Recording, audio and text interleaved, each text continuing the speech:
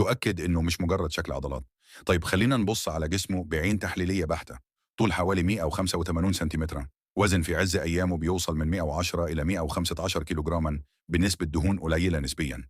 أكتاف عريضة جدا، صدر سميك، دراعات ضخمة، ترابيس واضحة، وكثافة عضلية عالية خصوصا في الجزء العلوي.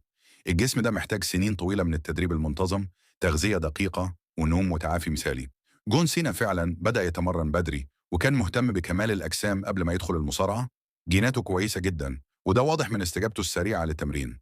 لكن هنا بقى السؤال الحقيقي: هل كل ده ممكن يتحقق طبيعي 100%؟ من الناحية العلمية، الوصول لحجم 110 كيلو عضل صافي تقريبا على طول 185 سنتيمترا مع نسبة دهون منخفضة ممكن، لكنه صعب جدا وبيحتاج جينات استثنائية. المشكلة مش في الوصول مرة واحدة، المشكلة في الاستمرارية. جون سينا حافظ على الحجم ده سنين طويلة، تحت ضغط عروض أسبوعية، سفر مستمر، إصابات، وعمليات جراحية. ورغم الإصابات كان بيرجع بنفس الحجم تقريبا، بنفس القوة وبنفس الامتلاء العضلي. كمان لازم نبص على عامل مهم: بيئة المصارعة في أوائل ومنتصف الألفينات. الفترة دي كانت معروفة إن ثقافة المنشطات فيها منتشرة بشكل كبير في عالم المصارعة والرياضات الاستعراضية. ده مش اتهام مباشر لشخص بعينه، لكن واقع تاريخي معروف.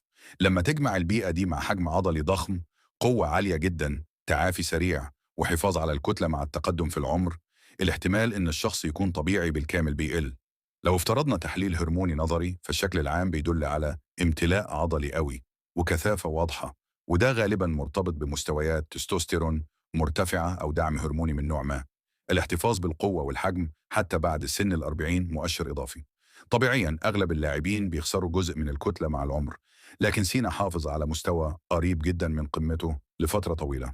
هل ده معناه إن إنجازاته مش حقيقية؟ بالعكس تماما. حتى لو افترضنا وجود دعم هرموني، ده مش بيصنع بطل لوحده. لازم عقلية، التزام، نظام أكل صارم، تدريب يومي، وانضباط سنين. في ناس كتير استخدمت منشطات ومحققتش ربع اللي حققه.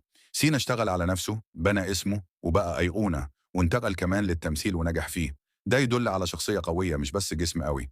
الخلاصة التحليلية: احتمال ان جون سينا طبيعي 100% ضعيف، خصوصا في ظل الحجم، القوة، البيئة، والاستمرارية.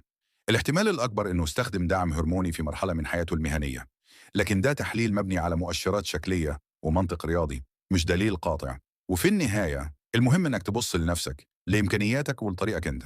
ما تقارنش نفسك بنجوم عندهم جينات خارقة، موارد ضخمة، ودعم طبي كامل. ولو عجبك النوع ده من التحليل العميق من غير مجاملات، اكتب لي في الكومنتات اسم الشخصية اللي تحب أحللها الحلقة الجاية. اعمل لايك لو شايف إن التحليل منطقي، وشير الفيديو مع أي حد فاكر إن كل الأجسام اللي بيشوفها على الشاشة طبيعية 100%.